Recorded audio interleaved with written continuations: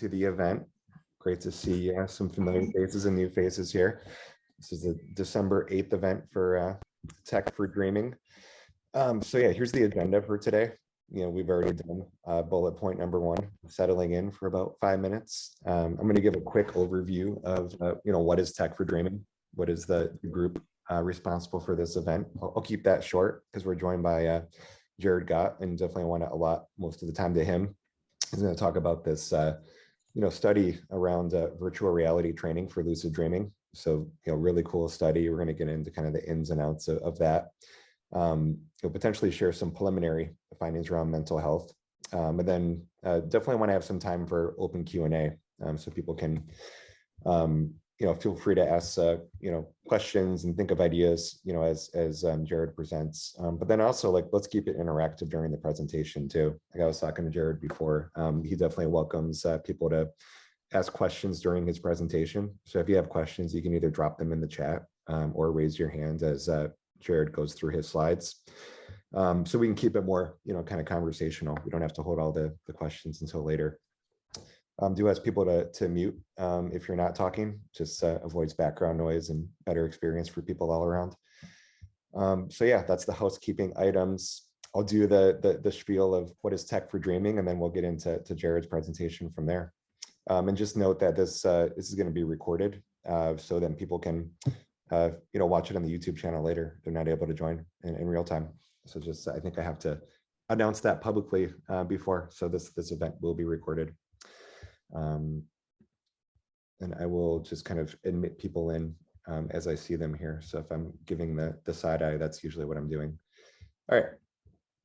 So Tech for Dreaming, it's a community focused on application of technology to make lucid dreaming more accessible. So that's what we're focused on, using devices and supplements, devices with sensors and stimulation modalities, that can help induce lucid dreams. It's kind of this open area that nobody's really done it that well, but it seems like there's some promising early signals that it could be possible sometime in the future, and supplements that could change the neurochemistry to make people more susceptible to having lucid dreams.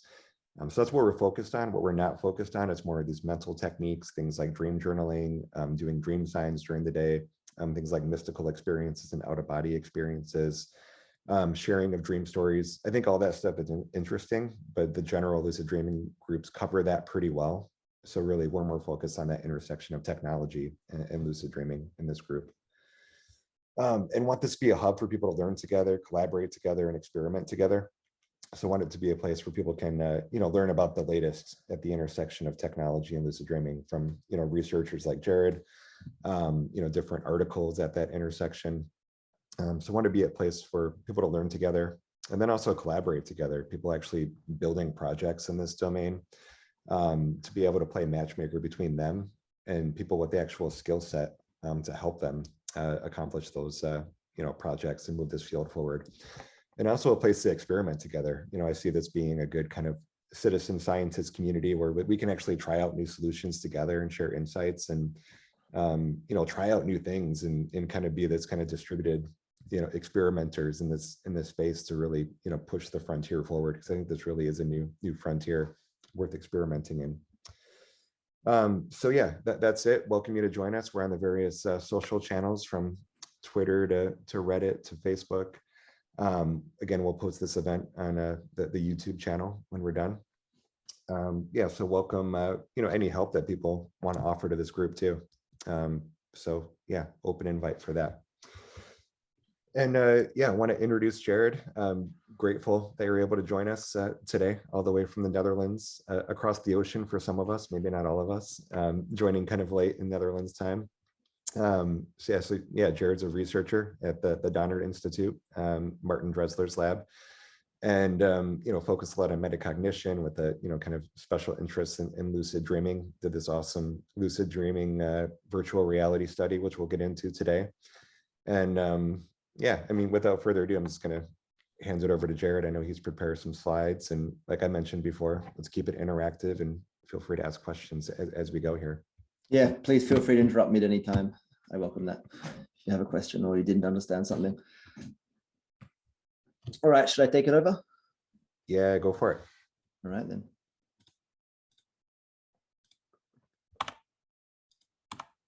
All right, can you all see this? Yep, looks good. All right, well, thanks a lot for coming and thanks to listening to me. I'm going to be talking mostly about a study I did in 2020 called Virtual Reality and Lucid Dreaming, and Virtual Reality Induction of Lucid Dreaming, to be more specific, and then talk a bit more about some broader findings and maybe future directions around lucid dreaming and mental health, which are ongoing projects in the lab and ongoing matters of interest. So just to start with, a very brief overview about what lucid dreaming is. I will start a bit more fundamentally about sleep science. So when we sleep, we have a range of electrophysiological measures which we can use to classify our sleep stages. Typically, we use eye movements, EOG, EEG, electroencephalogram, and EMG, which is muscle tone. And between the three of these measures, we can more or less figure out what people's sleep stages are in. You can see from this one, in non-REM sleep 1, there's relatively high muscle tone, and the EEG features are relatively distinctive, and you have slow rolling eye movements. Of course, you can move into a deeper stage of sleep called stage 2, where you get this more jagged K-complex heavy EEG activity, which is slightly reminiscent of epileptic activity. You have slightly lower muscle tone, and eyes generally aren't doing much. And then, of course, you go into deep sleep, where you almost have complete epileptiform activity, almost no consciousness at all, arguably none, and considerably flat EMG. And then, of course, to REM, or paradoxical sleep, called paradoxical because it actually looks quite a lot like waking from the EEG activity. However, the EMG, as you can see down the bottom in this yellow line, is completely flat. And this is ostensibly so we don't act out our dream content and strike people in the bed next to us or hurt ourselves, which we are very liable to do. And indeed, where people have specific medical conditions like REM behavior disorder, in many cases, people have to be chained to the bed to prevent themselves from acting out their dreams. You have a small region of the brainstem which paralyzes the body, gets severely damaged enough. So dreams are of interest to us because of all the stages of sleep, you could argue this is the only one where we have very, very vivid conscious experiences. And of course, it is paradoxical because apart from the flat EMG, it very much is similar to wake. Additionally, in REM sleep, we get things called PGO waves, which I wrote a paper about some years ago. And these are epileptiform bursts that start off in the brainstem and migrate to the visual cortex every time the eyes move. And no one knows exactly what they are, but they may be the neural correlates of synthetically generated imagery or hallucination. And of course, certain chemicals can increase the amplitude of PGO waves while awake, and there are correlations with hallucination there too. So long story short, this is an extremely interesting research area made very difficult by the fact that you can't put electrodes directly into people's brains. There's really no way to measure it, except for on animals, or very occasionally in Parkinson's disease, where you get access to maybe the pons, one brain region, and you can put an electrode in there because you're going in the area anyway. And yeah, so we know that humans have P waves, but that's all we really know. Now, of course, this goes into more Carl Friston and Alan Hobson's later work about how dreams do form and how synthetic images do form in our mind. Long story short, the brain is, for lack of better words, this is Alan Hobson's word, not mine, but the brain is a virtual reality generator, and it can use its own architecture to take essentially meaningless white noise generated by the brainstem when the retina is reporting nothing and sculpt from it incredibly vivid images at times. And of course, there's a very, very active research line, mostly theoretical at this stage, going into trying to understand how it does this and what this has to say about hallucination, mental health, imagination, creativity, psychedelics, and a whole gamut of very interesting subjects. So again, a very hot area to investigate. So I come into this because I believe dreaming, and particularly lucid dreaming, is a way we can untangle this paradox and study this phenomenon in a bit more resolution. Dreams, as you can see, are happening 4 or 5 times a night. These are the paradoxical sleep stages where our brain is fully generating its own conscious experience. And we can stage this and we can measure it. And in cases, like as we do in the lab, we can get people into lucid states where they can report from their dream their own subjective experiences, usually with their eyes. And this is what we research mostly in Martin's lab at the Donders Institute. So a slight bit more background before I go into the study. One of the ideas behind why we dream is something called threat rehearsal, or threat simulation. And this is garnered both from qualitative and quantitative interviews into dream content, but also from evolutionary biological considerations. And as you can see down the bottom here, as humans, we are born into a state of REM. It's a fetal state of conscious awareness, and the first state of conscious awareness we emerge into as our brain develops. We wake up from REM for a couple of seconds here and there as fetuses in utero, and throughout the entirety of our lives, our rate of REM to wake considerably drops, and it just keeps on dropping, and right until we get old and gray. And the idea of what REM may very likely be is a fetal diagnostic state or a programming state from which conscious awareness programs itself using simulations. And the idea for this would be, if you've ever seen a horse being born, within 5 minutes, it's running around like a horse. And the idea is the way that a horse can do this is it's dreaming of running. It's constantly having horse-like dreams, and it's awake, and it more or less runs this program out of intuition because it's been doing it for so many months. Of course, in the case of humans, many interesting things have happened, and our heads expand at a very large rate, faster than our pelvis could, and humans are born far before their intended time in evolutionary senses. But it could very well be argued that but for this 2-year delay, humans would be coming out of the womb fairly functional, like a 3 or 4-year-old, having dreams, similar experiences, which are then programmed in likely through epigenetic memory. And the general reason why we believe that we do dream is, well, this is according to Alan Hobson's ideas, is because every night you face the world. The job of learning and being a survivor in the world is never complete, and you essentially are incomplete. And dreams are a chance to go back to this diagnostic fetal state and reprogram ourselves and essentially rebuild ourselves at a very, very deep level, so that the next day we can face the world having retroactively gone back and changed some of this core firmware about ourselves, which we cannot adapt so easily while we are awake. So the study we ran, this was actually quite detached from all this theory. We were interested in inducing lucid dreams, which we always are, and we wanted to know whether we could use virtual reality as an aid for doing this. Until this point, the gold standard, or at least the gold standard that we were using, was called reality intention checks, where we ask ourselves some number of times per day if we're in a dream or we're not. We look at our hand, we really essentially invoke a self-induced existential crisis or try and get ourselves quite paranoid. A parallel would be like, how do I know I'm not in the Matrix? Which might sound like a very fun thing to think about, but if you can induce this in your mind to the point where you do get slightly confused, then on your own first principles, figure out and regain that confidence. No, indeed, I know I'm awake, because this doesn't make sense to be a dream.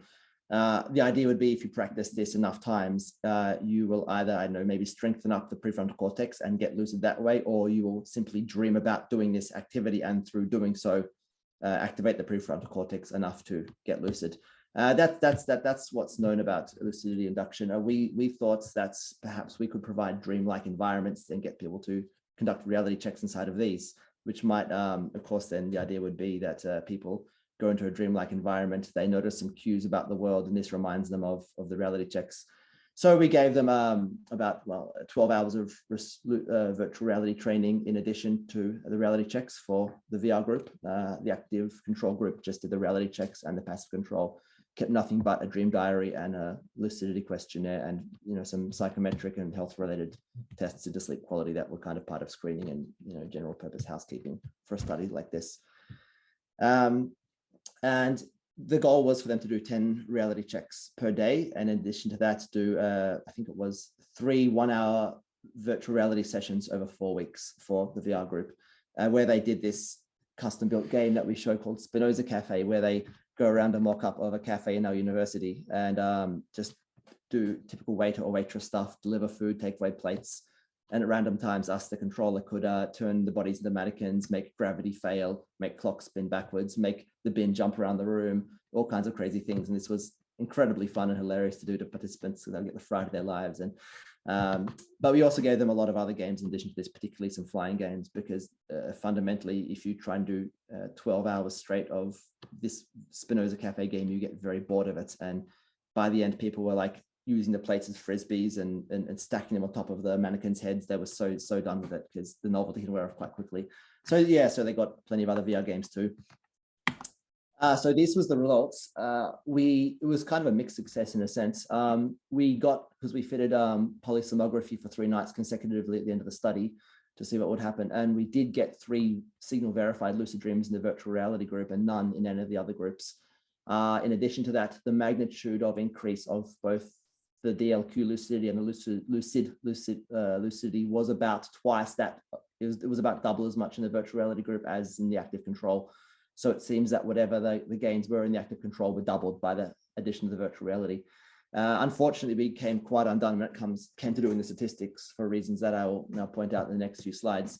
We could achieve statistical significance between the virtual reality group and the passive control group, but not between the passive control and the active control, nor between the active control and the virtual reality, which is a bit of a paradox because you can't say virtual reality is more effective than active control, which you simultaneously can't say is more significant than passive control. And so clearly there's a gradient of increase, but not enough to give clear statistical significant differences across all 3 groups.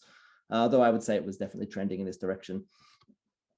So I did, after this study was published, I did a fair amount of analysis or exploratory work into why this may have been the case. And it seems that the main culprit, there were many, but one of the main culprits was the sheer variance of the data.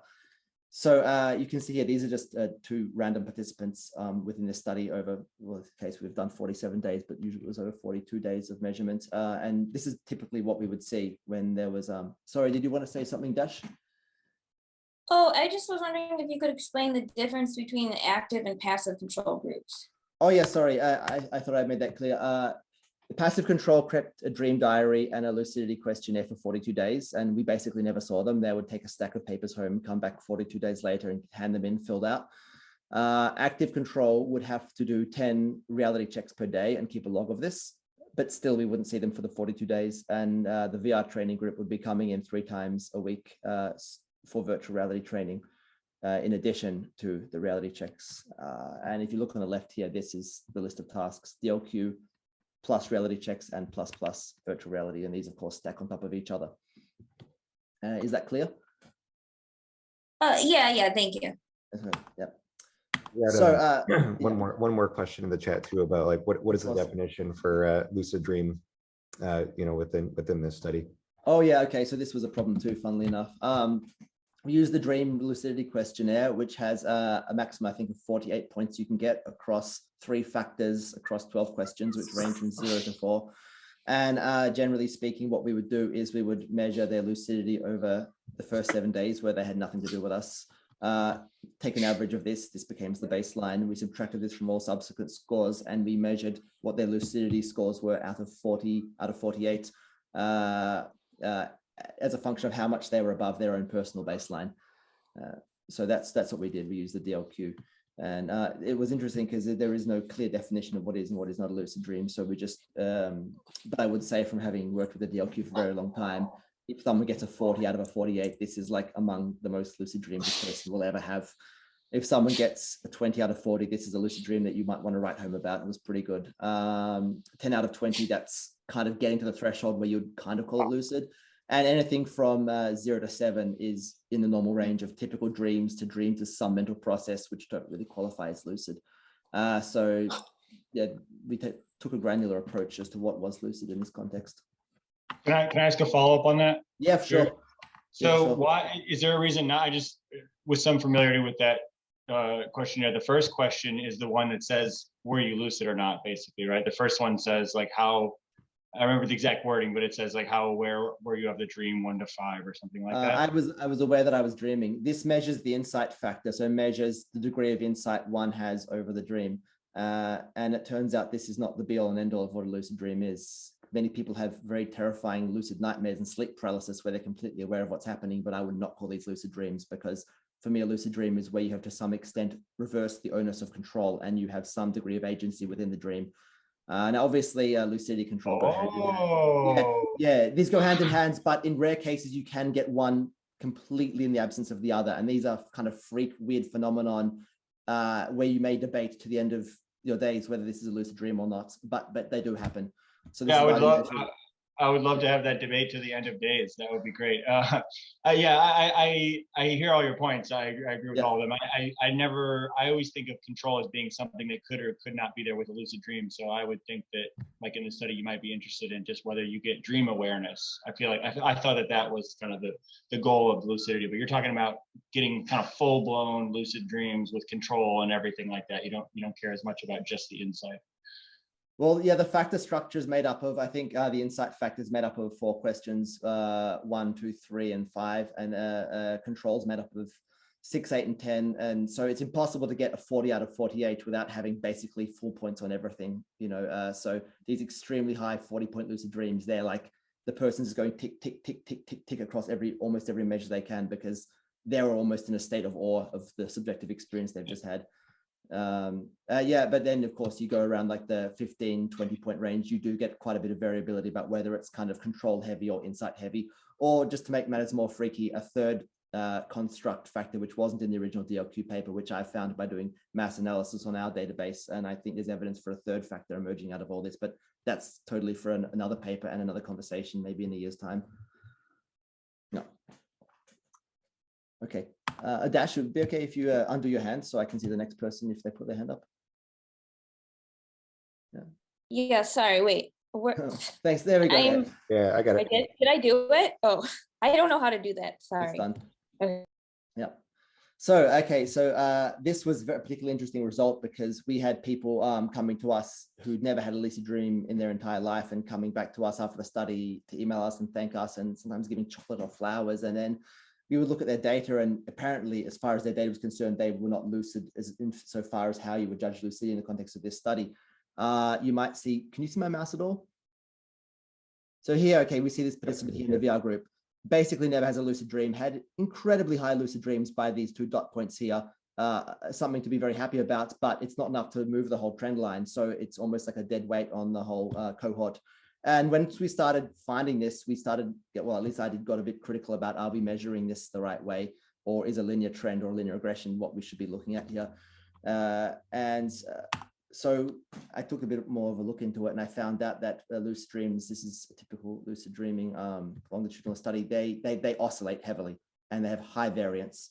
So you don't just get a steady increase in lucidity the way that the heater in a radiator in a room increases the temperature. You get a peak lucidity event, almost a refractory, like non-lucid dream, maybe a day or 2 with nothing, another high lucid dream. And this is very, very hard to draw a linear trend through because you have a lot of variance around that. And what the linear regressions do is they like signals which don't oscillate heavily. They're like very, very, very, very noise-free data.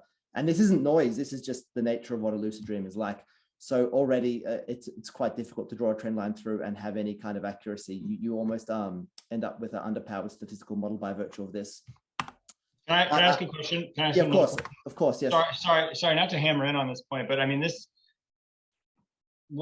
did you look at this with just the first DLQ question? Because I feel like a lot of the reason that this is so variable is because you're asking them to report on the 15 different things. And so but if you looked at just a smaller component of lucidity and not all of the different elements of control, can you control the environment? Can you control the characters? Are you aware of your sleeping body and all these things? Like, what if you just looked at insight? We did all of this, and that's there's quite a bit to talk about there. But the most powerful signal, if let's say you were like just like going to report the smallest p-value, which of course as scientists you never should do, but if you were going to do this, you would just add up all 48 questions, or like all 12 questions to get a score out of 48, which is what was reported. It was the most robust signal of lucidity. When you start looking at specific control and insight factors, you get a more nuanced view into different things. Particularly, this is interesting in the context of lucidity and mood. But for just measuring whether the study worked or not, we took just a measure of all 12 questions. And I think we excluded question 7 because it's supposed to be part of the memory factor. And we also excluded question 12 because that's also a memory factor. Okay. So to make matters worse, not only is this data quite high in variance, but the variance goes higher as the study continues. Or in other words, as the group gets more lucid, they get more lucid through the variance getting higher. Or in other words, this already oscillating signal oscillates more violently, and this is where these peak lucid dreams are coming from. but they still rebound down arguably lower than where they started, or at least where they did start. So this is quite annoying, because then the very thing you're trying to measure is undone by its own success, because you're adding variance to your own analysis by virtue of the fact your study's kind of working. So this was a bit of a shock, and I did quite a bit of a deep dive into statistics and contacted many biostatisticians after this who've done PhDs in all kinds of analysis to figure out what we would do next time to maybe make this a bit better. And I came up with a survival analysis, which I think would be incredibly robust for a study like this if it was modified slightly. Now, survival analysis is what they use in hospitals, where you have people in intensive care or a palliative care ward, but it's also used to assess old engines and old machines. It's a bit of a kind of a blunt way of putting it, but if you have 30 people in palliative care, they're going to die. Eventually, they're going to start dropping off one by one. And in theory, if you were to administer intervention with one group and not another, you could watch by the way that these death rates taper off. They would slowly separate from each other over time. And because deaths are relatively rare, but they are incredibly powerful, you can do quite a powerful analysis using survival analysis. And the best thing about it, I would say, and I'm by no means an expert in it, is as you can see here, these different curves spend a lot of time in each other's standard errors, or they separate from each other very slowly, but they don't fully get out of the standard error bars of each other, which in a linear model typically means you don't get statistical significance. But in the case of a survival analysis, it's really built for events specifically like this. And I figured survival analysis could be a good way of measuring this, because the way that you would frame the research question is, if I administer lucid dreaming methodology to a group, how long can they survive the training without getting a lucid dream, in which case, poof, they're out of the study. It's like they're dead. Now, this turned out to be quite good, as I'll show, because I actually did this to the data retrospectively, and it did produce more robust results than the initial analysis, as you can see here. And this is thresholded for, I think, lucid dreams of 18 points or higher, so quite lucid ones. The passive control group didn't have a single significant lucid dream, and this is by points above individual baseline, by the way. The active control group made it all the way to day 20, then a single person got a high magnitude lucid dream, whereas the virtual reality group, we had a high magnitude one by day 10, another by day 12, another by day 20, another by day 30, and you can see these are separating quite powerfully. And if you look at the right here, we use the cumulative hazard scale. This is kind of the inverse of it, about how many were getting lucid, and you can see obviously that the active control group got a single person lucid, and while well before that point, the virtual reality group were having more and more people. So this was, I mean, as you can see here, the results are relatively better in the sense that between virtual reality and active control, you get P of 0.07. It's a hell of a lot better than the one there was before. And more to the point, when you look at the actual overall model, depending on whether you use a Gahan or pedo, you get some pretty good results. And I think the difference between the Gahan and the pedo is that the Gahan has a stronger emphasis on early death or early lucidity, whereas the pedo is more about late death. So I guess if your hypothesis is that we want to induce lucidity very early in the study, and that was what you were building your research question around, the Gahan would be giving you the p-value for this. So this is, again, very exploratory work. This is a proof of principle about whether the survival analysis could be used for this. But very interestingly, and this is what the biostatisticians who I talked to kept telling me, they said, when you die once. When you get lucid, you get lucid. But in our study, people were getting lucid over and over again. Whereas in the survival analysis, once you get lucid once, you're out of the study and your future data cannot be included, which massively underpowers the analysis. So what we would need to do to make this appropriate is to essentially have a survival analysis reincarnation, for lack of better words, or have some ability built into statistics where you die, you come back to life, you're back in the study, and then if you die again, this is feeding on towards the statistical model.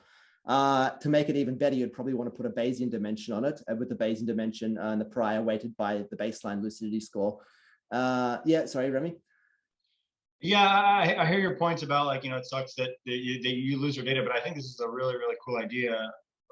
People's motivations for inducing lucid dreams are way different. And I think from like a clinic side, if you're just wanting, often people get lucid once to overcome their nightmares, and then they're kind of good after that. Like you need one big hurdle to become lucid, recognize it's a dream, and then you don't need to get lucid all the time. You just need one time. So for some people, like a lot of the ways that I'm thinking about this is actually what I really care about, is like how yeah, I just care about getting everybody lucid, and I know sometimes it's going to take 2 days, or sometimes it's going to be 2 weeks, or sometimes 2 months, but like, so I really love this Yep. like way of looking at this stuff. Yep. Okay, so sorry to briefly answer a question, and I'll answer a question that I saw here in the chat. It was 12 hours. It was 12 hours over the whole study. So we had them for 4 weeks. That would come in 3 times per week, and every time they came in, they would come in for 1 hour. So they might come in Monday for an hour, Tuesday for an hour, Thursday for an hour. Then the next week, Monday, Wednesday, Friday, 1 hour each, 3 times a week, and over 4 weeks, this equals 3, 6, 9, 12. Is that clear? For the people who ask the questions. Yeah, anyway, virtual reality is very demanding. You don't want to be doing it more than really 1 hour per day, 3-4 times a week. I'll go into this later, but yeah, anyway. And in response to what Remington said, yes, I agree with you. But what the point I was really trying to make was that where I said the last statistical model was underpowered, even this one, which is better, is still technically speaking quite underpowered, because we didn't even count the repeat lucidities, which there's basically no way to do without making 4 full-time statisticians work on this for over a year. That's the estimates I got from the biostats people. This is a major undertaking to revamp a survival analysis for lucid dreaming, but it's something I think needs to be done at some point, because it could be a very useful way of measuring this phenomenon. But I agree with you completely. Yeah, getting someone once in a clinical sense would of course be what you are trying to measure. Okay, so I'm going to go with this. So on to why we didn't, why we might not want to have had given people any more than 12 hours of virtual reality training. Throughout the course of the study, we had several reports from people of being seasick or nauseous or dizzy, and they weren't, I mean, like, and I've been seasick or nauseous, it's a very unpleasant experience. They weren't on the verge of throwing up. They just described feeling a bit weird or a bit funny or a bit lightheaded. And this would happen over and over and over again. So I did a bit of digging into the literature and found a phenomenon called V-Rise, which is an artifact of early generation VR, when like the sync rate or the frame rate or is not high enough, and it can cause like a, yeah, it's a form of seasickness essentially.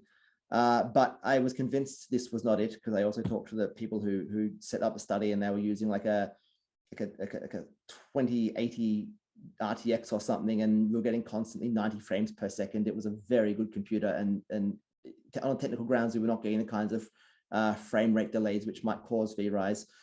So I at one point just went in there into the VR lab and booked a session for myself and played some of the games for an hour or two, and particularly the flying game, which did velocity, which produced the most strong seasickness effects in people. And I came out of it and I did feel this lightheadedness, and it definitely wasn't seasickness. And went back to the Dondas and was sitting around the couch and was staring at my hands, looking at them, and I felt incredibly dissociated. And I remember, because my last lab back in Melbourne, David Lally's lab, we did a lot of research into dissociative anesthetics, NMDA antagonists, ketamine, nitrous oxide, xenon, and I was a participant in many of these pilot studies, so I know what a strong dissociative anesthetic does feel like. And it met the criteria of what I would say was a dissociative experience in a recreational pharmacological sense. And I remember sitting there feeling quite dissociated, thinking, one, how the hell did a video game produce an effect this strong in my brain? This is quite astounding in itself. And then the second thought which came to my mind was, I think if I did a reality check right now, it would be a very high quality reality check, because I actually don't know if I'm dreaming or not. I don't have dream reality confusion in real life, but in this case, this is a 50-50. This feels very strange and very, very floaty, very delirious. And I'm not quite sure what's real, what's not. And I was having a good time, much the way that many people take recreational dissociative anesthetics and also have a good time. It's not necessarily a horrible experience, neutral or positive, but I remember feeling very strongly that this could be producing strong reality checks, or at least give a substrate from which people could not escape from the very difficult task of deliberately making themselves confused and uncomfortable, then giving a high quality reality check. So I thought that perhaps this dissociation may have been playing a factor, and perhaps the reality checks conducted in the minutes or hours after the VR may have been such high quality reality checks. This alone was responsible for this purported doubling of the magnitude of the effect of the AC group. And of course, I brought as much of this into the paper as I could, but it still remains the hottest mystery on my mind, and the number one thing which needs to be looked at in follow-up studies. So changing tack a little bit, I'll talk a bit more about some of the research we're doing into lucidity and mood and what we're finding there. So you remember this earlier slide about threat rehearsal and the idea of dreams being a simulated threat state that we can essentially test out our own responses in the face of difficult and challenging situations, then change our own selves and change our own behavior in a state of heightened neuroplasticity so we can carry these onto the next day and effectively have all the benefits of facing down a threat without any of the physical risks of doing so. There is an idea, it's not by me, by Victor Spormacher, that a lot of what trauma, nightmares, and nightmares could be is a form of pathological threat simulation.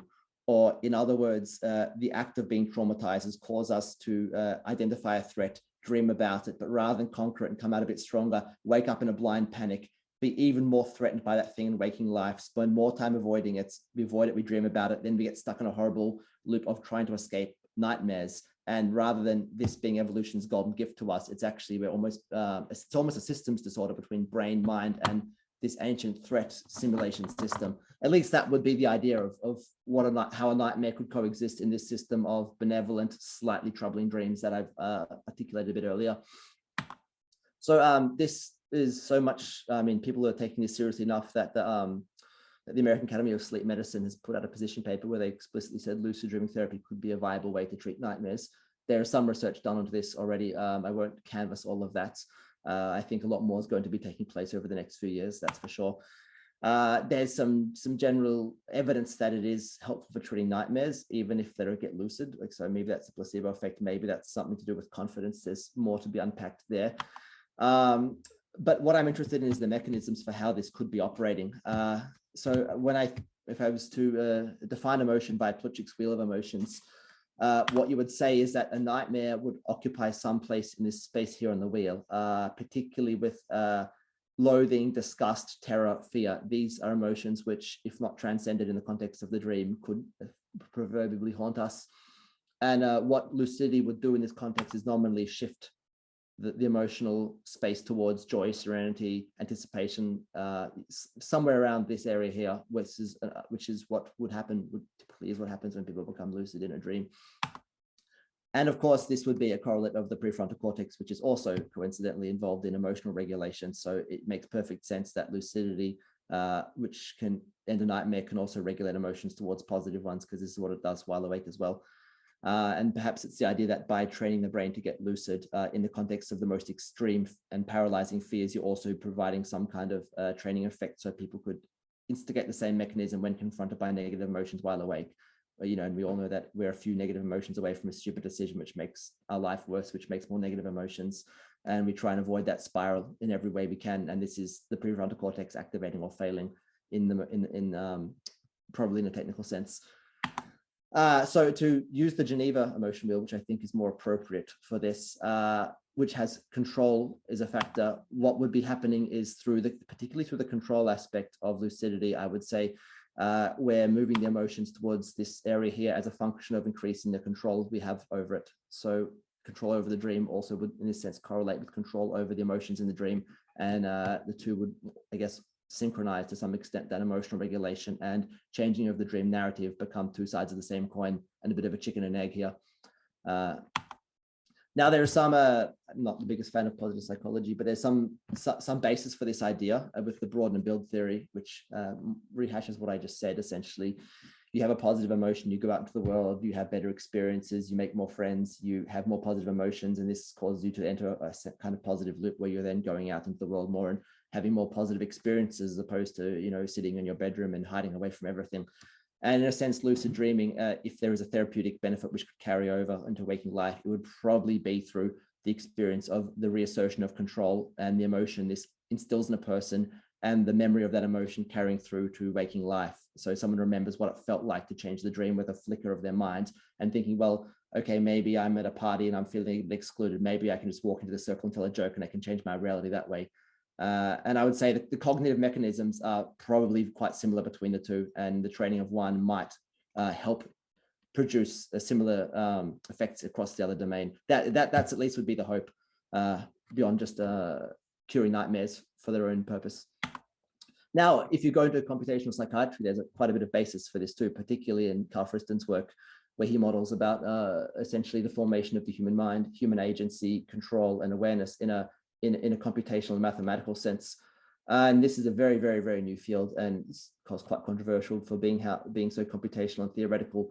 But it may be the case that when we become lucid in our dreams, we actually reform the information architecture of our brains in a mathematical sense and redraw the boundary of where our domain of control lies.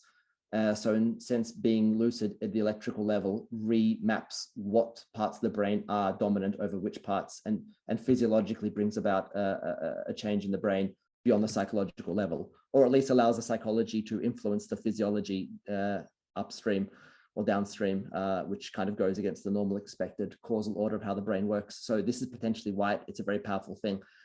But you have to go very deep into Friston's work to get your head around that. To summarize it a bit more pictorially, the way it would work is someone would be sleeping. They would experience a nightmare. Rather than panic or go into a negative state where they essentially become the victim of their own negative thoughts, feelings in the context of that nightmare, what might happen is they question if they're dreaming, which is where the training comes in. By answering into the affirmative, they change the physical electrical structure of their brain in such a way that their prefrontal cortex activates. They control the visual imagery of their dream in addition to the emotional content of their dream, and in doing so, change the whole dream. So it's not surprising, this is my model, but it's not surprising that there are correlations between lucidity and positive mood. This is coming up quite a bit in a deal of studies, and we have quite a bit of data of our own which backs this up, but that's for a future paper, I suppose. There's also correlations between mental health and frequent dream lucidity frequency. So frequent lucid dreamers tend to have slightly better mental health. And this is, again, a chicken and egg issue. Maybe they just have a beefier prefrontal cortex. But certainly the correlations or the data is in the favor of saying that lucid dreaming could be a positive pathway towards better psychopathological health. And this is, of course, a fairly large data set we've put together, which comprises over 5,000. This is the DLQ, by the way, the Dream Lucidity Questionnaire that we use for the VR study. We now have over 5,000 of these, over 100 participants over 5 studies, with a lot more in pipeline. And in addition to everything else, like alcohol content and how well they slept, we have a measure, as you can see down the bottom, of how happy or sad they were both the night before and then upon waking. And this produces quite a big trove of data, which we've used to look into specifically the things Remington was talking about whether control was producing this positive mood, or whether insight was, or whether there was an interaction. And in the rare cases that we had lucid nightmares, or people had some degree of lucidity but woke up in a horrible emotional state, what was behind this too? And this is sadly where I can't talk any further, because we need to publish this. We need to keep working on it. I don't want to talk about this anymore because it's far too early for that. But I thought I would mention this to indicate that we are on a very positive track with analyzing this, and definitely watch this space. So now I'm going to shift track a bit and talk about another interesting thing which came out of the VR study. As you know, we had the 3 different training groups. And one very big fly in the ointment, and maybe the sole reason why we didn't get statistical significance across all 3 groups, was this person here down at the bottom, this VR person who was the only person in the whole group who went downwards in lucidity as a result of the training. Everyone else either had some benefit or nothing. So this was particularly curious because at the end of the study, she came to us and commented about how, she fell into a very, very dark place around Christmas, and she was really benefiting and having a lot more lucid dreams. But, she went back to her family for Christmas, and, people go back to their hometowns and for various reasons end up having the blues. And after that, she couldn't get back into the study. She just, something wasn't quite right. And she was apologizing to us saying, I'm sorry, I couldn't keep up my lucid dreaming progress. So we took a bit more of a look into her data. This is a lot of what caused this whole deep dive into lucidity and mood. And what we found here was that her drop in lucidity and her drop in mood were almost identical in their profiles. And more than that, they quite strongly correlated. You can ignore the p-value, but the r-value is what you want to look at here. This would normally say that 20% of the variance in her mood was driven by her lucidity. But of course, I went into a bit more of exploratory detail, and I used a 3-week moving average, which found that as a function of how essentially depressed she got, the positive correlation between lucidity and mood got procedurally stronger. So whereas the correlation was around R of 0.2, it ended up with R of 0.6 by the end, which is R squared of 0.39. That's saying 40% of the variance in her mood was a function of how lucid her dreams were. And the idea that would come here is that if you're happy and you're having a thriving life, you have a lucid dream, yeah, that's a bonus. But as your slipping into a very negative state of mind, these experiences of control and insight and the magic of feelings that come along with this provide more and more and more important anchors back to reality for you as a function of how much you're feeling loss of control in other domains. That would be, I mean, it's a sample size of a single person, so we can't read too much into it, but this would be a bit of a case study which speaks to how lucid dreaming could be effective in treating psychopathological issues in the future. So I'm probably a bit over time, so I will end it there and say thank you for listening. This is our lab. Watch our publications, and if you have any questions, please just let me know. Yeah, great presentation. Covered a lot of ground in a short period of time there. So yeah, compliments on that, and I think you know, good linkage between the VR study and the mental health aspects. And I'm sure people have a variety of questions here, and I see some hands already up. So I think we'll start with that. We got yeah, Salex. I'm probably mispronouncing the name, but yeah, fire away on the question. You got it. Thanks, Brian. Yeah, thanks for sharing that, Jarrod. I'm curious what you think about the implications of this research for the metaverse, specifically Yeah. Facebook's intentions there. Yeah. Okay, so without trashing Mark Zuckerberg, or maybe I'll just go ahead and do it. I think the metaverse, my personal thoughts, the metaverse is the last thing we need is to go deeper into a fake world. And I think part of the beauty of the lucid dream is the awareness that there's something higher and something broader out there, and this is all a simulation and it's all for nothing, but so what? That's a good thing. I don't think people should see dreams as a form of escapism, and I don't think lucid dreaming is a form of escapism either. There's a thing called what's it called, maladaptive imagination. Typically this is you have entire wards of this. Sometimes, usually it's severe childhood abuse, people lying in bed in a catatonic state, vividly daydreaming for 20 hours a day, and they're having this very, very intense inner fantasy world. And this is, of course, this is escapism taken to its most logical extreme, where you regress inside your own mind, make your own world to escape from the reality you're in. Dreaming is not this, and lucid dreaming is not this. I think the metaverse is definitely not going to lead to anything good, because anything which gives us a fake reality to escape into, to avoid confronting things in our actual life, is not going to help us in the long run. And I think part of how lucid dreaming could be effective for treating particularly depression is not by giving people an escape, but by giving people a memory or an experience of emotion, approaching radical self-empowerment, which you can then take and try out in the world and maybe improve your environments. Sorry, does that answer it in the spirit of what you were trying to ask? Do you foresee any down the line usage of research in the realm of what you're doing here to build the metaverse and to build the kind of simulated experiences and environments that they're planning to sell to users?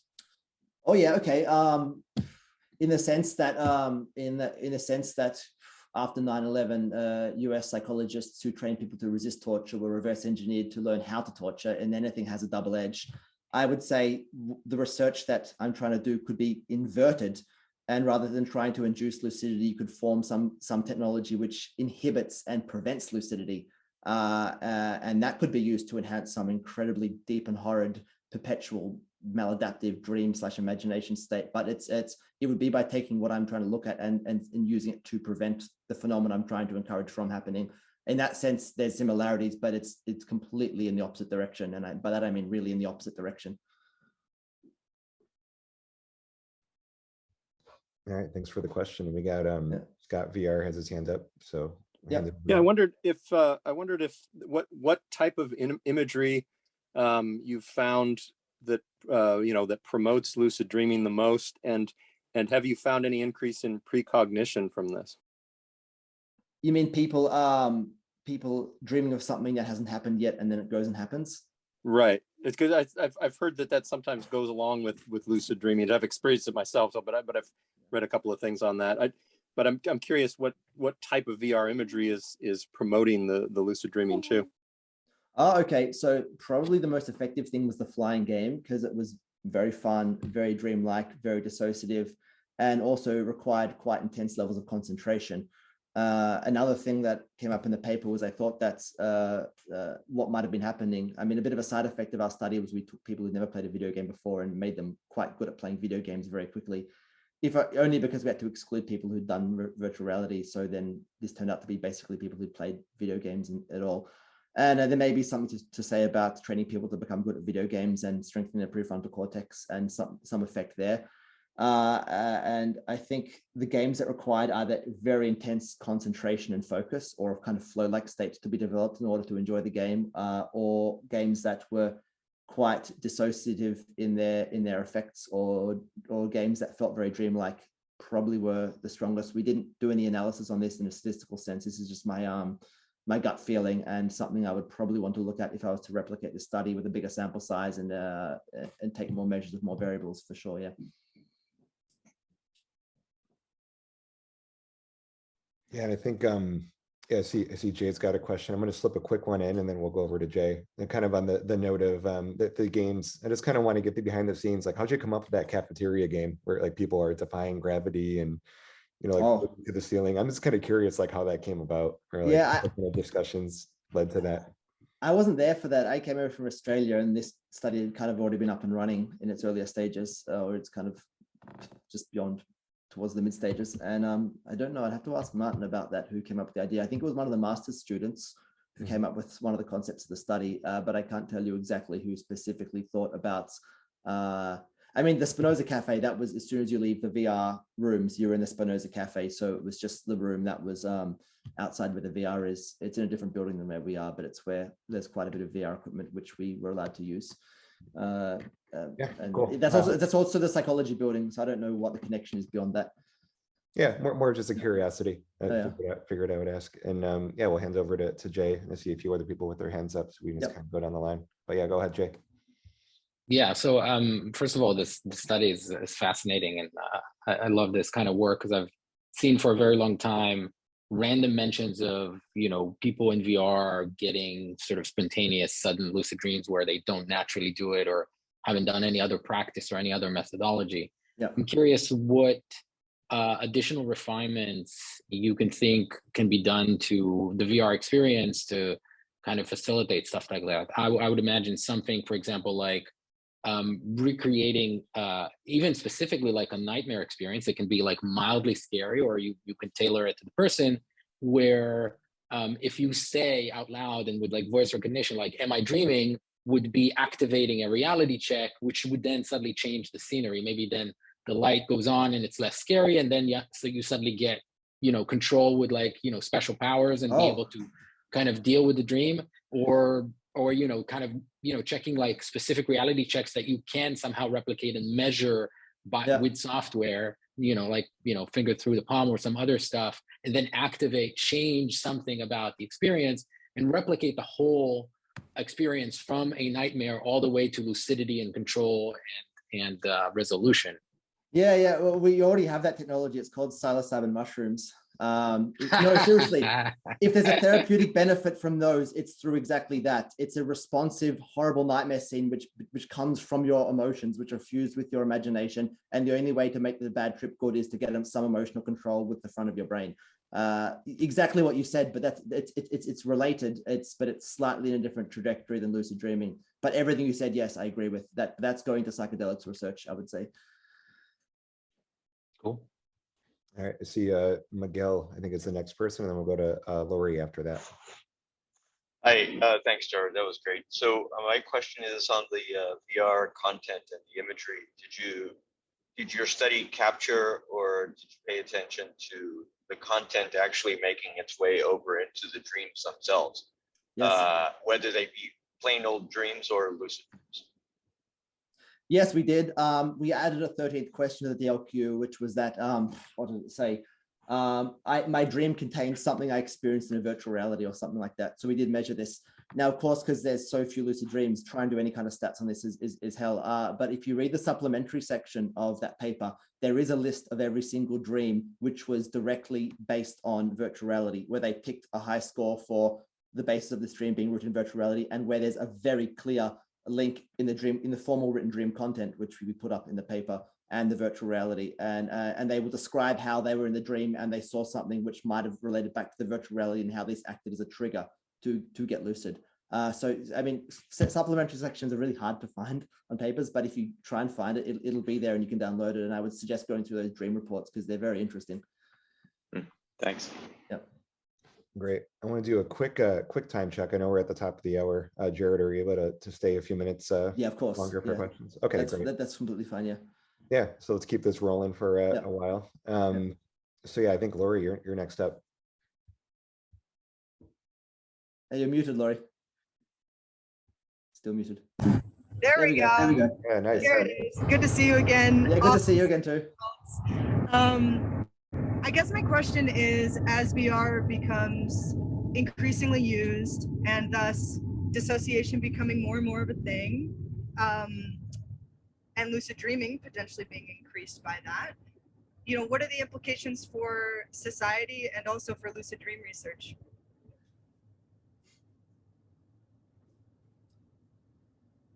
Well, I can say, because, you know, I like to play video games a lot. And part of the reason I'm so harsh on the metaverse is because there have been times in my life where I could completely escape in a video game for a few months and yeah, fine, right? Like better that than drugs or something. But, you know, people will go towards their crutch when times go hard rather than face the problems. Everyone has this going on.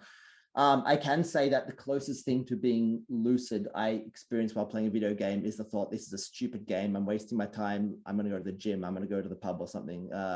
When lucidity hits in a game, it's where I stop enjoying the game. And I sometimes it's quite annoying because maybe I even like that game. I want to be lost in it for another week or so. In this sense, I don't see lucidity and VR being competitive in this sense. For lack of better words, when we realize, when we get high degrees of context into the world we live in, we're generally better off for it because we can approach the world in a more nuanced way. And we feel we have more agency than we might have previously been able to detect earlier.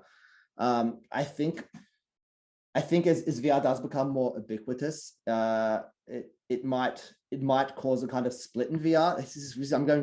I'm spitballing here, but it might cause something of a split in the VR world of those who use it in a very kind of destructive way to get deeper and deeper into a kind of fugue state, versus those who deliberately install lucidity training apps so they can kind of keep some part of their brain sharp, so that they, you know, similar to the ways that the tech company people famously won't let the kids use Facebook and things like that.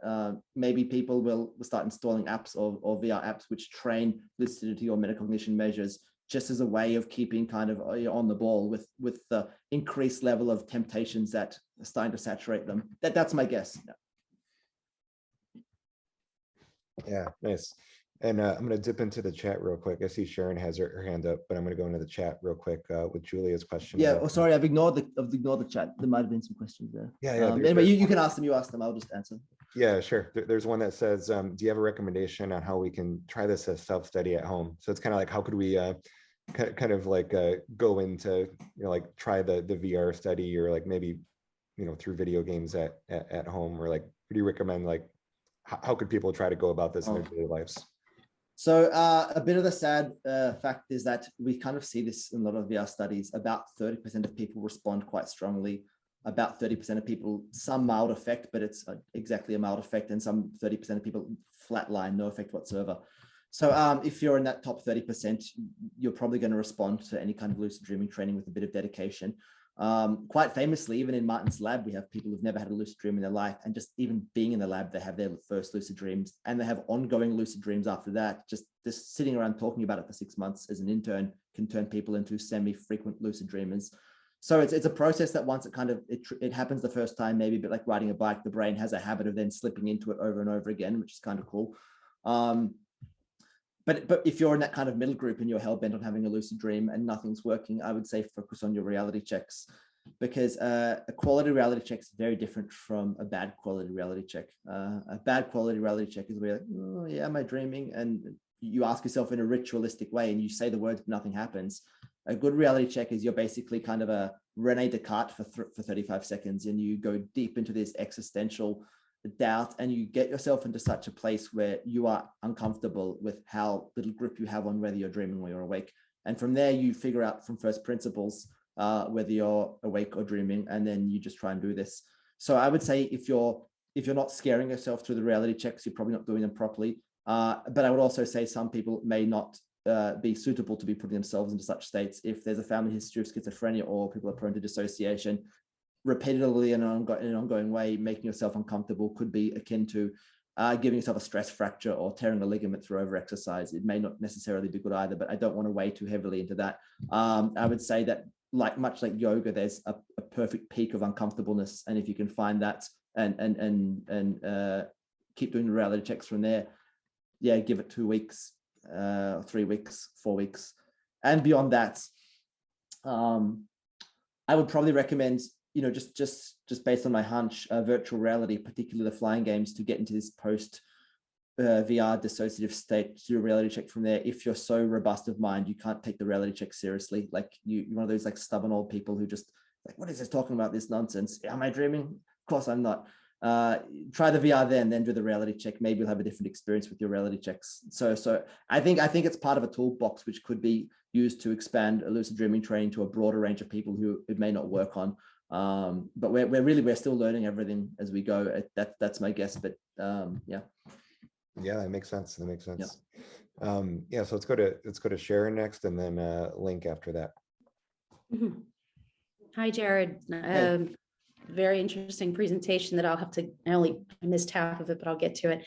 My question is, I wanted to know if you were familiar with the advertising campaign with Bud Light and how they did dream study. I wanted to hear what your thoughts were about the ethics of that, and what you think, if there's any if you see anything in the future around like companies actually trying to do any branding or something. What was that?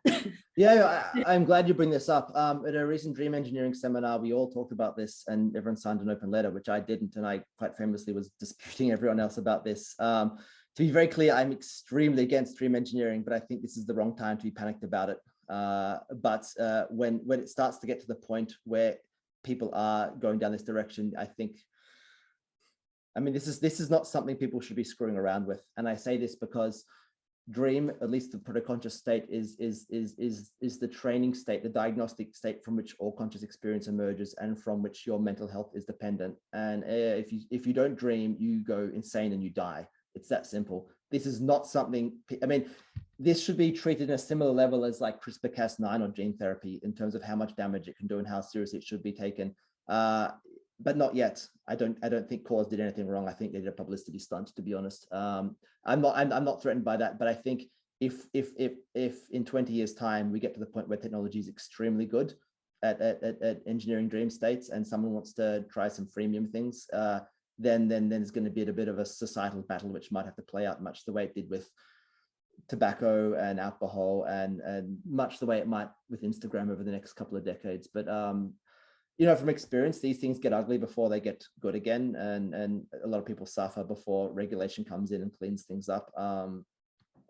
As best as I can tell, I hope that the people who do the dream engineering are ethical operators, and all the thought leaders in this area are good people who take it seriously, and there's just not much room for people who want to do damage with it. Thankfully, it's such a difficult thing to do.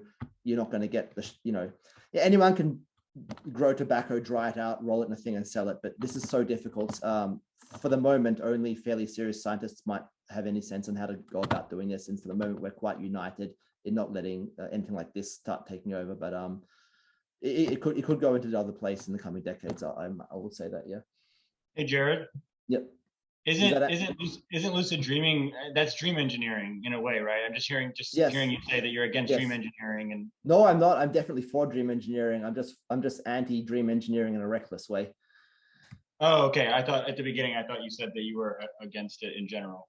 Okay. Implanting ads in people's heads to make them buy things, I think, is not an appropriate use of the technology. But I am definitely for dream engineering, much the way I'm open for cutting someone's chest open to fix their heart if that's going to help them. It's about context, I suppose, and about what the intentions of the people who are doing the procedure are fundamentally. Okay. I mean, could you imagine if you got some Coke subsidized pacemaker and every time you heard it, your heart would skip a beat, like literally? I mean, that's not a world I want to live in. But advertisers who don't, honestly, and I don't even think these people who purportedly doing the dream advertising are bad people. They just don't know how important dreams are. They just think, yeah, okay, like why not there too? They're probably just not thinking very deeply. That's my guess. Yeah, that makes sense. And I think we can segue to Link, which is probably a good timing, because I know like he's raised some of the ethical implications before. So I suspect his question might also kind of touch on that, which would be kind of adjacent to the previous discussion. So go for it, Link. Yeah, I'm calling from the Metaverse. They don't have video yet. So yeah, Brian, thanks so much for organizing these events. You know, you keep getting good people on board and bringing people together. And like, you know, Jarrod, great presentation. Thank you. I mean, you had a lot of good points, you know, and I think in regards to the Metaverse, I think it is very important ultimately to return to reality. And I think a lot of people who are now excited about the Metaverse are not really deeply thinking about this. So I'm glad to see you actually like, you know, highlight this, you know, because like, I think it's very important. Otherwise, like, what are we doing? You know, more tools to like escape reality, which I love. You know, I played World of Warcraft and then I moved to the United States, which was like a virtual reality at the time for me. Yeah. You know, so I mean, my question is just more in regards to like what kind of tools and you know, what kind of like things would like help like further your research and I guess your mission, you know, in regards to like what you're doing, and like Yeah. Okay. Well, this would onto the last point, because it's closest to my mind at the moment. This study took even to get 13 people in each group and to barely scrape through with some statistical significance. This was like a 3-year study with like 6 people working on it over that time. It was a huge amount of work. I don't think we can be doing this in a lab so much anymore. We need to use citizen science, have people at home who are to some extent trained and knowledgeable, can fill out a questionnaire, can administer their own EEG, and just be uploading data. I would say if Fitbit can get 86 million sleep recordings per night for their database, scientists should have some access to that degree of data for, you know, actually doing important things. And that will be the next stage of this, citizen science, home wearable EEGs with people who've had a minimum degree of instruction on what to do, flash mob experiments. This is all happening. Many groups have conceptualized this. That will be the future of lucid dreaming studies, because then you might have people at home wearing something for 30 nights in a row and getting lucid, doing a very specific task. And if you have a few thousand of these things out there, you can put together data sets that we could only dream of putting together now, all very ethically, of course, because they're citizen scientists.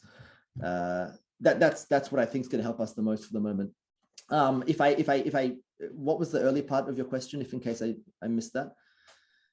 No, I mean, I just think like, you know, you're someone who thinks responsibly about, you know, the future of dream engineering, which is something that, you know, I mean, this group thinks about, but I think, you know, people within the Metaverse don't necessarily do. And I think like, you know, especially if we're thinking about, you know, someone like, you know, Zuckerberg building, you know, a company and then, you know, not even giving credit to the author of Snow Crash for, you know, calling it Metaverse. And yeah, so I mean, I just like, I think it's super important, like how we can basically, you know, build whatever we end up calling this technology or like gateway in a way, you know, not to talk too much about ethics, but, you know, in a way where like the user owns the data and sure. You know, that you're not going to get advertising in your dreams and it's kind of like programmable in a way where you know, the community can decide on the principles and the values of like how this technology should go forward.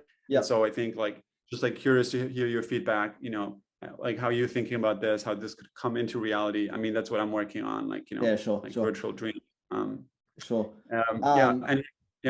mean, because it's happening really quickly. Like a year ago, I thought it was insane to work on virtual dreams, and now like, you know, it's almost like, wow, too late, like Metaverse, and there's so much happening, which is great, you know. But it's like, how can we do this in the right way? Otherwise, we're just replaying loops of history. And like, I think like building tools to actually heal people is going to be super important. You know, this whole like sort of like journey that we've had, like pursuing material gains is good, but like, you know, it's also about like how can we build tools to heal ourselves, and just like, you know, how can we support you, or like, you know, how we can actually do that, like build this. Otherwise, it's not necessarily granted that, you know, it could be just like very dystopian otherwise. Sure. Well, I'm glad you brought up Neil Stephenson's Snow Crash ripping off the Metaverse, because Neil Stephenson ripped off William Gibson's Neuromancer, written 10 years before that. Yeah, but interestingly, William Gibson was not a technical man. He was not a computer scientist. He basically invented the concept of the internet. But he was a draft dodging drug addict. He escaped Nam, went to Canada, was kind of a homeless criminal, and he did every kind of drug you can imagine, including all kinds of acid. And he really wrote that book about the psychedelic experience and this weird dissociative escapist state he found himself in there, and all the characters around there who are getting very dissociated and escaping through drugs. So this actually comes right back to the point you're trying to say, which is that humans will always find some way to escape when it's there. I suppose it's about giving people a form of escape which has a built-in clause in it, which lets people opt out of that escapism. And I'm no great advocate for psychedelics per se, but I think one of the interesting things about it is that people from within this very, it's a drug fundamentally, and they get very high off it, but people can end up in extremely heightened states of conscious awareness where they figure all kinds of things out. And it's quite common after taking psychedelic mushrooms that you come out of the state and say, I never have to do that again. I'm not going to do that for 3 years. Like, they don't want to take it again. They want to meditate on their insights. And but then of course there are people that want to take it every week. That's quite unique in the drug world, in the sense that it has an inbuilt clause where you can opt out of the escapism and take comfort in a higher state of self-agency in the process of your trip. And I would say that should be carried over in the sense that that's one drug that may have this clause built into it, almost none others do. Any kind of VR or dream engineering or hybrid augmented altered state of consciousness, or something which blurs the boundaries between imagination and reality for fun or any other reason, needs to have something built into it where one of the really, really great sources of joy or accomplishment involves essentially figuring out that you are in this state and getting some dopaminergic reward from this, where people may, at the end of the day, deliberately obscure their consciousness enough, get into this state just to try and break out of the Fort Knox that they've created for themselves, and do this on repeat and have a great joy in doing so. And I would say this is completely sustainable. This is completely healthy. Again, going the other direction, if you're engineering these systems to dumb down consciousness and keep you trapped there, well, again, like you said, it could be World of Warcraft, but a whole new beast. But that's what I would say needs to be built into these systems. An exit code, Anyway, yeah. Sorry, Dash. Do you see this kind of lucid dream, like gamification training, being used in like other ways? AR is kind of similar, though I think it's harder to do correctly, but I feel like that could be another way of doing it. And yeah, it's similar to VR, but it's a little different because it could like incorporate your actual life, or like other sorts of training. Yep. I was working on like a Twitter extension that was sort of the same thing, where it would put really weird tweets in your timeline and try to train you that way, and kind of gamify that. So I was just wondering, like, if you think this would go over to other sorts of gamification. So gamification, I mean, what I would probably say about gamification is it's maybe gets a bit abstract, but it's based on what I think is called the supernormal response, or an engineered understanding of how the brain's dopamine and serotonin systems work, and a deliberate construction around this so that we find ourselves very compelled to do something. And so, I mean, the idea is that we still do this stupid swipe thing and they drag down and click with our phone for checking our email because it's like a slot machine and makes us want to constantly go back and check our emails, and we go into this anxious fight or flight state while we're checking our emails, and we keep coming back for more screen time. This can be abused, or this can again be used to build very robust and very, very effective learning apps. I would say in answer to this, I actually have a friend who designs video games for the university. He didn't build the Spinoza Cafe game, but his colleague did. And I had a long talk with him, and he said we're currently in an era of video games where everything's built around the dopamine paradigm of video games, like coins, loot boxes, boom, boom, boom, bullets, and more dopamine. But there are many chemicals in the brain which give us many emotions, and no one's really built video games around some of the other sources of natural joy we can get, which are also chemical. No one's figured it out, and no one maybe necessarily wants to figure it out.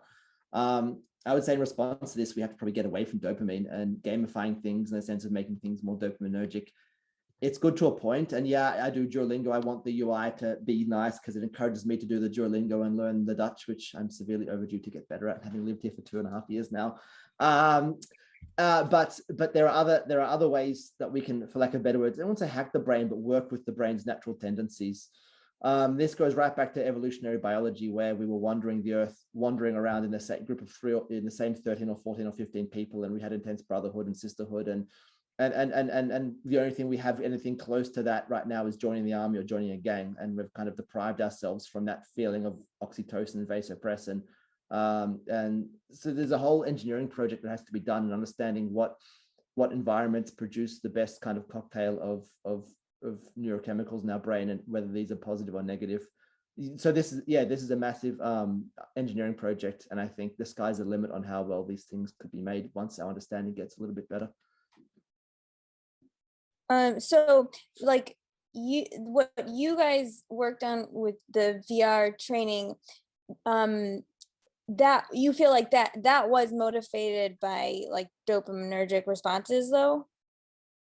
A lot of this was serotonergic and oxytocin based, because these participants became quite close to us. Like, we were working alongside of them, and we were reading their dreams every day, and they were comfortable with that. And like we didn't necessarily become friends with them, but almost got to that point, you know, in the sense that you can get along with your participants. It was quite intimate in that sense, and there were many social forces at play, and there was serotonergic. And I'm not going to simplify everything down to chemicals too much, but this was as you say, Dutch, was gezellig. It was a very cozy environment, and this is part of what made the experiment effective. I would say that the participants had generally a good time participating, and they felt included, and they felt excited, and it felt like they were participating in something bigger.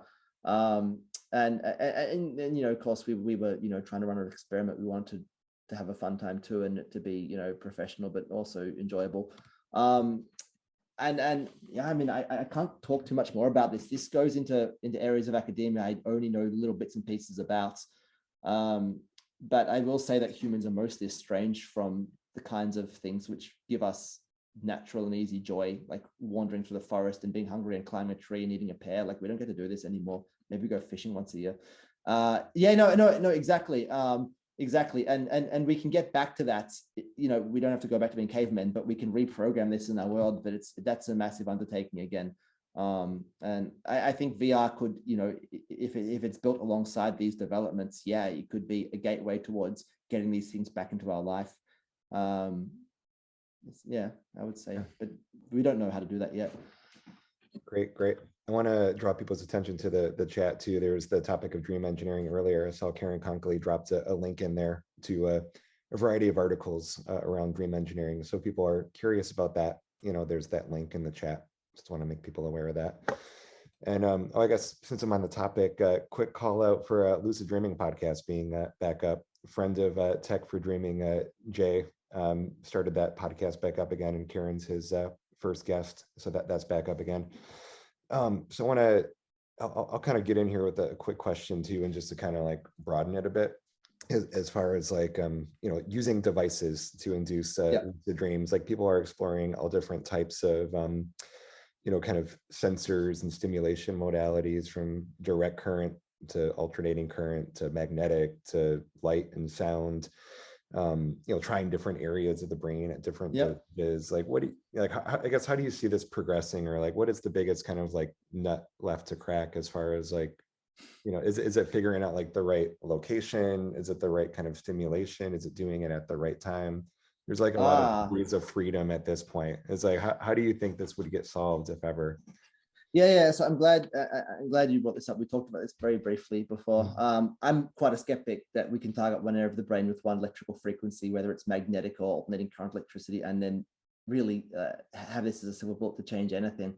As I think I described to you before, that's about as naive as a child walking up to the bank and saying, "Oh, just tell them that I'm the manager's son. Oh, I need to borrow the money." Like, what makes you think breaking into the human mind is going to be any easier than breaking into a human organization or an institution or another human being's trust?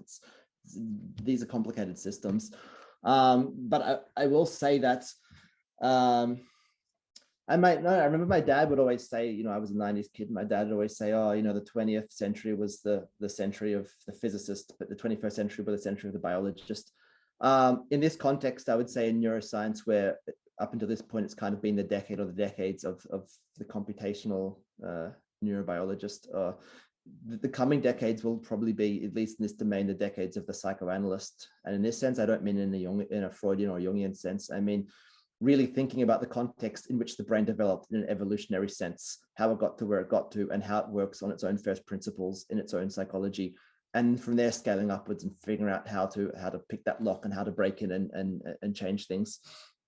I psychoanalysis, because psychoanalysts always start off with the basics: early childhood, trust, attachment, childhood trauma, and then they scale up from those initial moments, how the rest of the personality forms.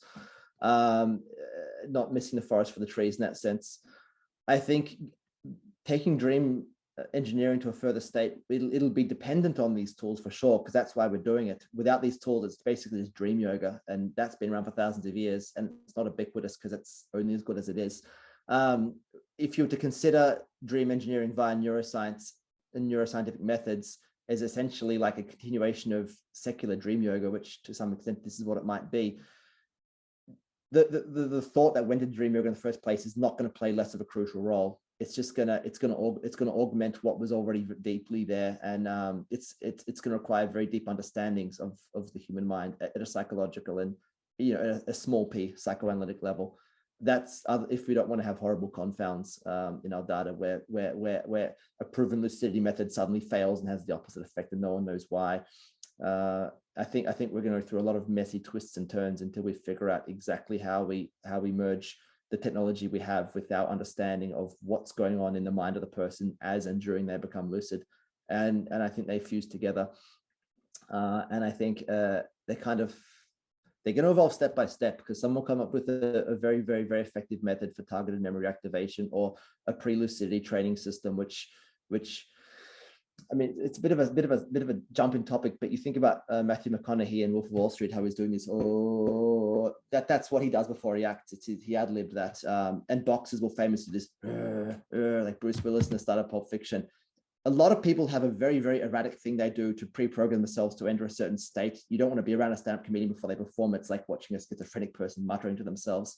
Yeah, so this is the stuff that's known to artists, comedians, sports people. It's not really transferred to anyone. This is going to play as an important role in the development of the technology, because we're going to be getting the one to work in the context of the other, and we're going to slowly zigzag our way between the two. And I would say until we've done that zigzag a few times, I can't talk about TACS or any kind of non-invasive stimulation things, because it's not kind of the right question yet. Sorry, I think does that answer it, Brian? Yeah. No, that was a good response. I like the callback to the Matthew McConaughey thing too. It's a good scene, right? You watch that movie. Yeah. It's still relevant. Yeah. So yeah, a lot of good questions throughout the past hour and a half here. I'm not seeing any more questions in the chat or any raised hands, so I think we can kind of start to wrap this up. So maybe I'll kind of do the final question here, which is kind of like broad and open-ended, as far as like, what are you most excited about in the field of lucid dreaming? Call it like the next 5 to 10 years, and and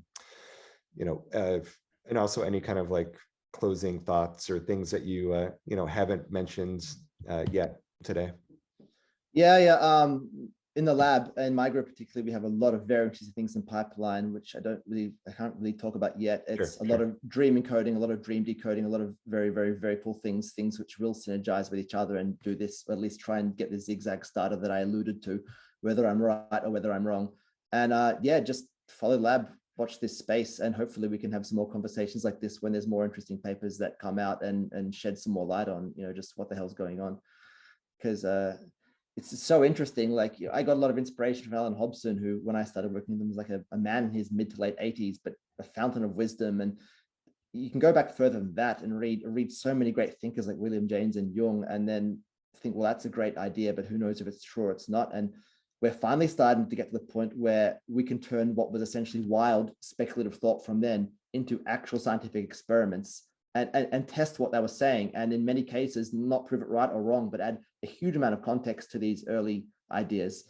And a lot of the very early wild speculative philosophy around, especially Jungian stuff, which was kind of picked out of psychology for being unscientific, we're now getting to the point where we can ask those questions all over again, and it is incredibly exciting. All of it's exciting, and we just let's keep having conversations like this and keep turning up to events like this and sharing thoughts, because you know, operating in a silo, especially in these current times, is not much fun. It's a silo within a silo. Yeah, So thanks a lot for organizing this. It was great to see, you know, Karen again and see everyone again, see Remington. It's these conversations like this is how the knowledge goes forward, I think. Yeah, totally. And thanks again Yeah. for you for joining. That was a great, you know, presentation, and definitely generous with your time and answers in the Yeah. Q&A. And yeah, it's like, you know, lucid dreaming's been, and like dream yoga been around for like thousands and thousands of years, but it does feel like we're kind of like going into a new chapter, you know, Yeah. when we get more accessible. And like, I can't think of a more exciting frontier of exploration when we're getting into our own minds, and, you know, who knows what's else. Yep. And I think like this group and others, and kind of at that intersection of technology and lucid dreaming, there's just so much to explore. So thanks again for joining, and look forward to future conversations. Definitely. Thanks, Jarrod. Awesome Thank you. talk. Very Bye, cool everybody. talk. Thank you. All right, have a good day. Jared, bye. Thanks. Bye-bye. Nice to see you.